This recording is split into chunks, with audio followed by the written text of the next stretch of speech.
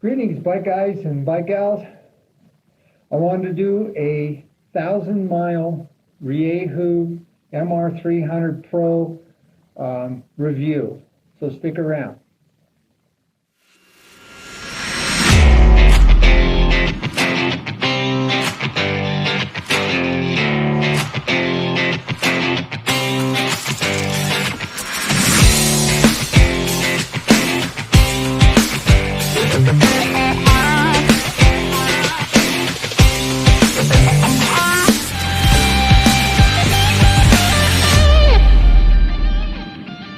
Okay, so bike guys, here's what I found. I've been riding this Rieju now for 2 months. I got 1,000 miles on it. I've ridden it just trail riding.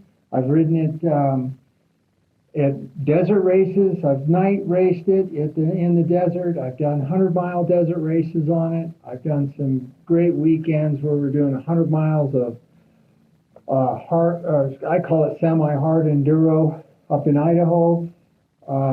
We did, all kinds of different types of riding on it, so I've had a good variety of places to go. And so what I wanted to do is just show you a couple of little things and what I've learned in the process. So to start with, we added a couple things for protection on here. Down here is the disc protector that we added to it. It's an AS3 part, and you can see I've tested it a couple of times and it's been doing its job. And then we also added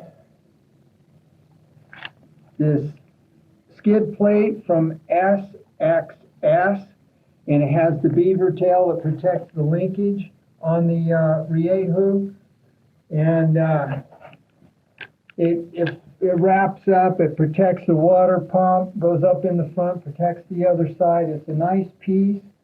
I made a little modification to this one. I cut down the wrap used to come up further, and I was hooking the toe of my boot on it. So what we ended up doing was cutting it down, rounding it out a little bit so I wouldn't catch my toe on it. And so we found that to be a really good addition to the bike. I changed the grips. I have a little bit of a carpal tunnel problem, so we changed the grips. These are Moose Racing lock-on grips in that. This is the Pro model. The Pro model comes with upgraded forks. They have the DLC coating on the fork tubes. It has the extra clamps and that, and so they come already with really great suspension with the KYB. It's worked out to be absolutely great. All I've done is change the clickers on it so far, and one of the ways you can tell if your forks are working properly is you never notice them. So when I was riding this last weekend up in Idaho on a bunch of that semi-hard enduro trail, the forks just did a great job. Now the bike's getting a few little scratches in it and that from hitting brush and a couple of little tip overs and stuff like that.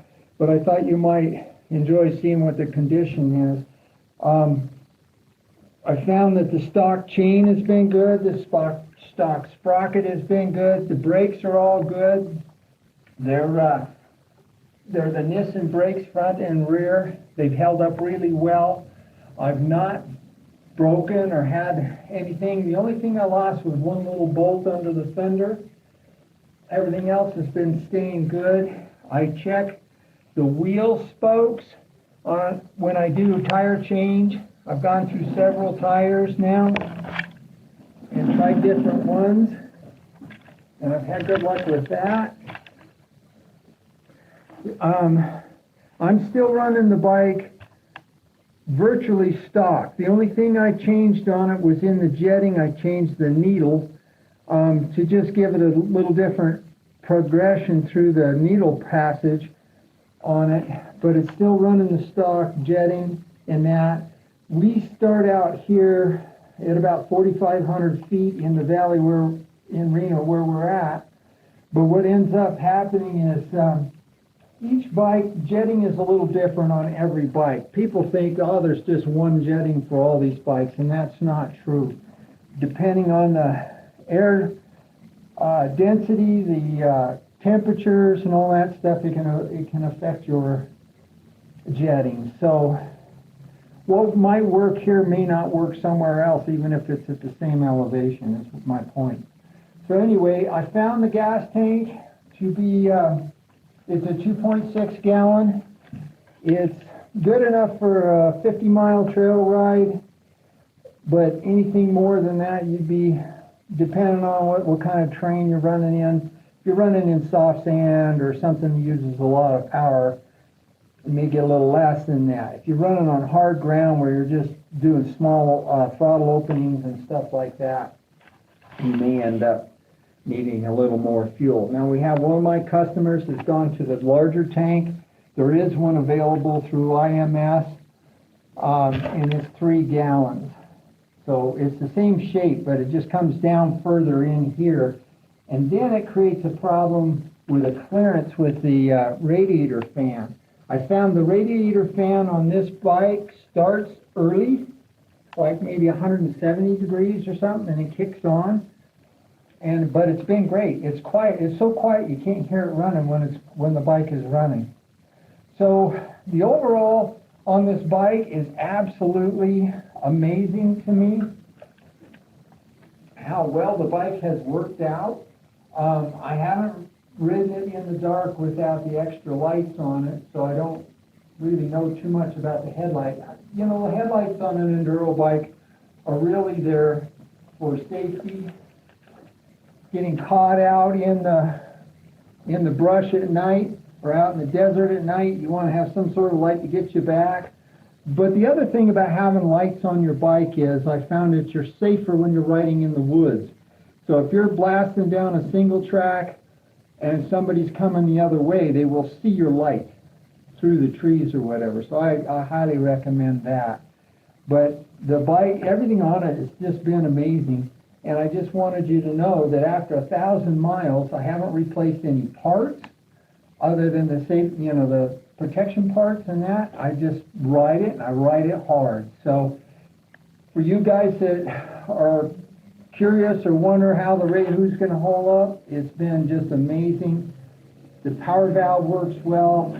The motor is just very tractable. It has the right kind of power for enduro riding.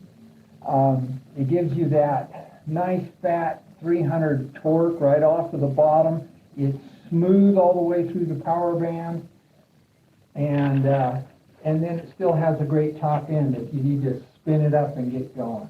So anyway, that's my review for now. I hope that helped. If you got questions or comments, please ring in and or to the comment section there. Give us a call if you're interested in one of these bikes. We have a bunch more stuff coming up on the Rieju, and we'll talk to you soon.